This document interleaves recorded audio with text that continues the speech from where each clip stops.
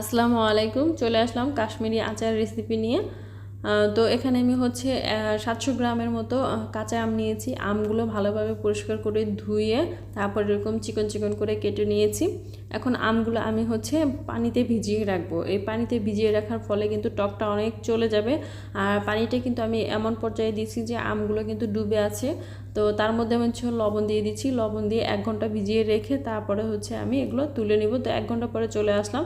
এখন আমি এরকম পরিষ্কার আরও অন্য পরিষ্কার পানি দিয়ে কয়েকবার ধুয়ে তারপরে এরকম চাকনির মধ্যে নিয়েছি। আর যদি না ধুয়ে নেন তাহলে কিন্তু যখন আচারটা করে নেবেন তখন কিন্তু খাওয়া যাবে না, অনেক তিতা লাগবে, যেহেতু লবণ বেশি করে দিয়ে ভিজিয়ে রেখেছিলাম। তো এর জন্য অবশ্যই পরিষ্কার পানি দিয়ে কয়েকবার ধুয়ে নেবেন। তারপরে এরকম ছাকনির মধ্যে নিয়ে টিস্যু বা তোয়ালে যে কোনো কিছু দিয়ে এরকম চেপে চেপে মুছে নেবেন। বা তা না হলে ফ্যানের নিচে রেখেও কিছুটা পানি শুকিয়ে নিতে পারেন, যে যেভাবে ইচ্ছে করে নিতে পারেন।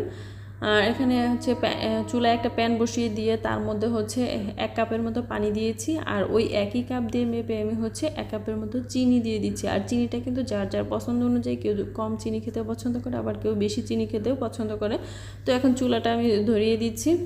তো বলক আসা পর্যন্ত অপেক্ষা করবো। পানিটা বলক চলে আসছে। এখন এর মধ্যে আমি কেটে ধুয়ে রাখা আমগুলো দিয়ে দিচ্ছি। এখন একটু নেড়ে চেড়ে এই পর্যায়ে চুলাটা মাঝারি আঁচে রেখেছি।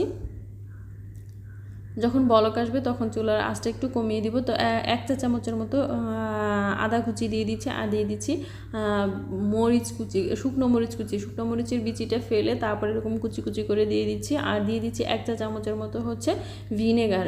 এগুলো দিয়ে ভালোভাবে রান্না করে নিয়েছি। দেখুন পানিটা কিন্তু অনেকটাই শুকিয়ে গিয়েছে। আর এখন এই পর্যায়ে কিন্তু নামিয়ে নিতে হবে, তা না হলে দেখা যাবে যে নামানোর পরে অনেকটা টেনে যাবে, তখন আচারটা খেতে ভালো লাগবে না। এর পর্যায়ে থাকলেই আচারটা পারফেক্ট হবে। দেখুন কতটা পারফেক্ট হয়েছে। এখন কিন্তু আমি এটা ঠান্ডা হওয়ার পরে আপনাদের সাথে শেয়ার করেছি, তারপরেও দেখতে পাচ্ছেন যে আচারটা কিন্তু একদম শুকনো হয়নি। মাশাআল্লাহ, সুন্দর ভিজে ভিজে একটা ভাব, নরম একটা সফট একটা ভাব আছে।